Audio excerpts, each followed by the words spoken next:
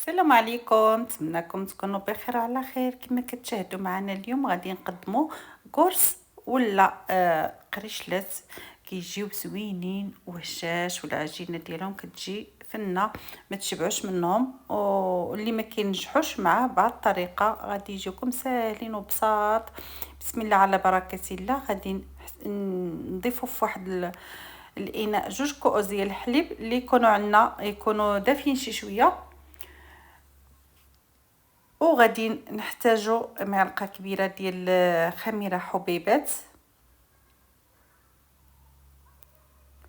وغنضيف واحد الساشيه ديال الزهر، وعندنا كاس ديال السكر سنيده. وغادي نضربوا هذا الخليط مع بعضه جيدا حتى ينسجم هذا الخليط. الكاس اللي غادي نعبرو به يكون كاس واحد، يعني نفس المقادير اللي كيهز. غادي نضيفو دابا 2 كؤوس ديال الدقيق الابيض،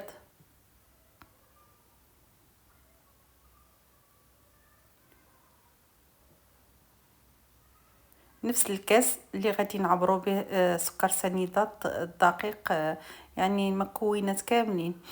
صافي غادي نضربو تاني جيدا.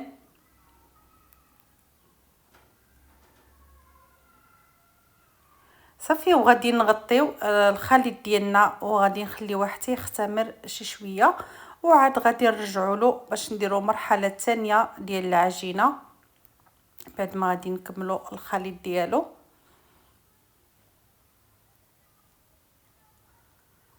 صافي دابا غادي نديروا عليه السلوفان وغادي نخليوه حتى يختمر، وعاد باش غادي نرجعوا له باش غادي نعملوا مرحله ثانيه ديال العجينه.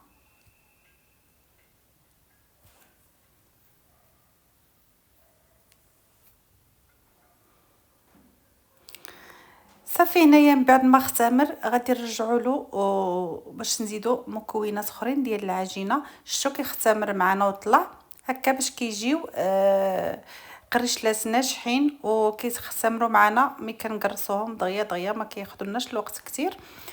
غادي نزيدوا دابا المكونات. عندي نضيفوا رشيشه ديال الملح، وعندنا خميره ديال الحلويات وحده، وغادي نضيفوا نص كاس ديال الزيت نباتيه، وغادي نضيفوا معلقه كبيره ديال الزنجلان وشويه د النافع حبه حلاوه كيبقى على حسب الرغبه. وغادي نخلطوا هذا الخليط مزيان حتى ينسجم داك الخليط مع بعضه جيدا.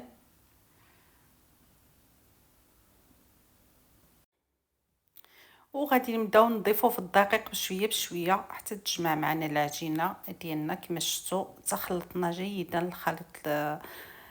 بعد ما زدنا المكونات غادي نبداو نزيدو دابا في الدقيق.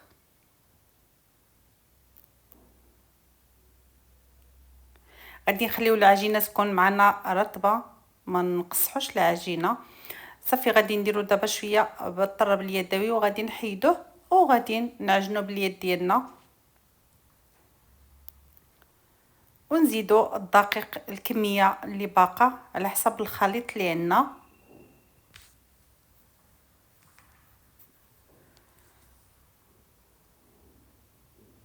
الدقيق كيكون غربلناه من قبل. صافي هنا غادي نعجنو العجينه ديالنا جيدا.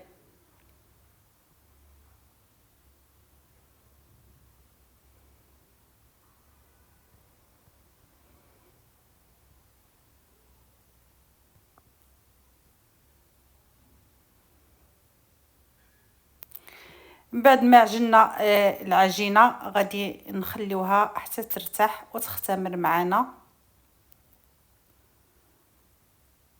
هنايا غادي نغطيوها ونخليوها حتى تختمر، وعاد نرجعوا باش غادي نقرصوا القرص ديالنا. غادي نغطيوهم بالسلوفان ونديروا عليهم واحد المنديل ديال المطبخ، وغادي نخليهم حتى يختمروا تماما وعاد نرجعوا لهم. صافي هنايا راه اختمر معنا العجينه كما كتشاهدوا طلعت معنا. غادي نحاولوا نفرقوها على 2، غادي نخرجوا الهواء اللي فيها وغادي نفرقوها على 2 لان غادي نخرجوا 2 شكيلات.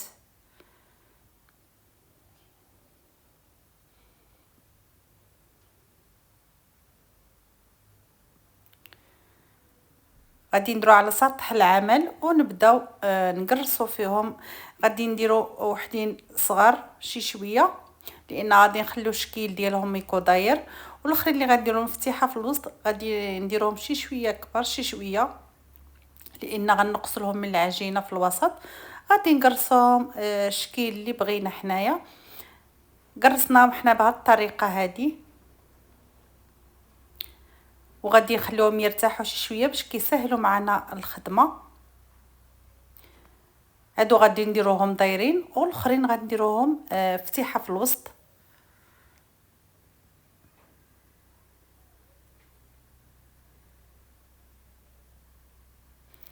صافي هنا غادي نقرصوهم شي شويه باش ما يجيوناش منفخين بزاف في الفرن، كنبغيهمش يكونوا غلط.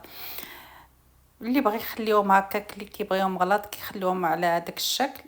حنا غادي نقرصوهم شي شويه. غادي نجيبو الصينيه اللي غتدخل في الفرن وغنديرو فيها كاع ديال الطبخ، وغادي نبداو اللي طلقناها شي شويه وغادي نديروها في الصينيه. صافي غادي نكملوا على هذا الشكل هذا. الصينيه الاولى والصينيه الثانيه غادي نديرو مفتيحه في الوسط.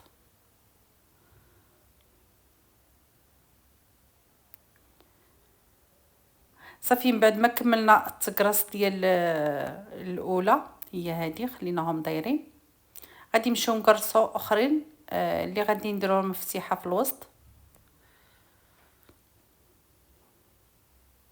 كنجيبو اي عندنا شي قطعه على هذا الشكل هذا وغادي نديروه مفتيحه هكا. صافي وغادي نديرو الصينيه اخرى.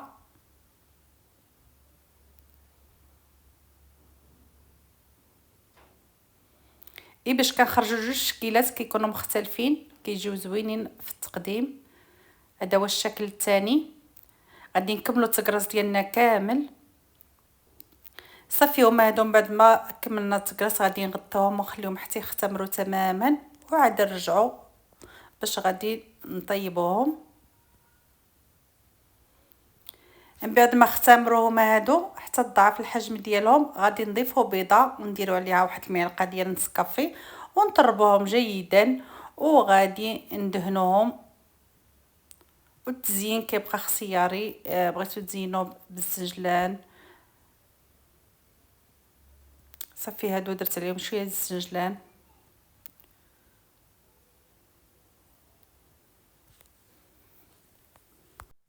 وهادو غادي نرشوا عليهم شويه ديال البافو. صافي وكنكونوا دايرين الفرن كيسخن. درنا فرن ديال الغاز عادي وغادي نديروهم باش غادي يطيبوا، يكون الفرن سخون جيدا. شعلنا عليهم من الفوق ومن التحت وغادي ندخلوهم الفرن حتى نخرجوهم. هذا هو الشكل ديالهم النهائي، كيجاو محمرين وفتيين، كياخذوا التحميره زوينه اللون. شفتوا كيجاو رطبين. والشكل الاخر الثاني هو هذا، جات العجينه زوينه وهشه ويبقاو حتى اسبوع محطوطين عاديين ما كيبسوا معنا ما والو. هذا هو الشكل ديالهم النهائي. خرجنا من العجينه جوج شكيلات زوينين. نتمنى تعجبكم الطريقه والسلام عليكم.